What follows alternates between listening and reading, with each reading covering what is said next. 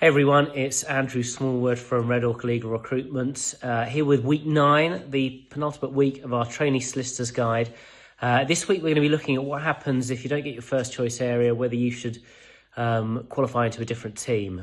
Now, this is, as with most parts of the trainee process, it's a pretty difficult decision to make, but I think it's worth being aware that if you don't qualify into any team and you're cut loose by your firm and you haven't got anything externally, then that's never a good look for the external market, because they'll assume that you're perhaps not as good as others in your cohort, and they might prioritise other people.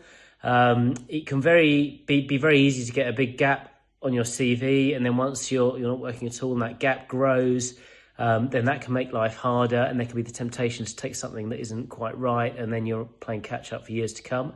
So I think if you get an option internally within an area, even if it's not what you ideally want to be doing long term, it's probably best to accept that as opposed to having absolutely nothing.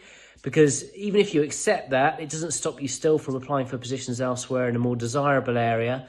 And even if you actually qualify into that team, you can still look at positions in different practice areas, probably for at least 6 months post-qualifications. I mean, I've seen some people move into different practice areas, as far down the track as a year after qualification. So it doesn't mean you're definitely going to be set into that forever, but it just gives you a backup and probably makes it easier to find something else. I think if you are looking at a second or third choice area that you're offered internally, try and make it as closely aligned to the area that you ideally want. So, if you ideally want to do corporate and there's nothing there, but there's something in funds, then that's pretty close, pretty complementary. Something that's corporate support related, like corporate tax, could be a good option.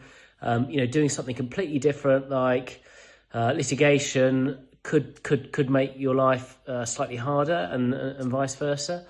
So those things are worth bearing in mind. It's pretty tricky if you're in that boat. So if you want to run situations past me or have any questions, please let me know. Otherwise, next week, the final week in this series, we'll be looking at what happens post-qualification. So definitely tune in for that. Otherwise, follow us on LinkedIn, Instagram, YouTube for similar content, and catch you further down the line.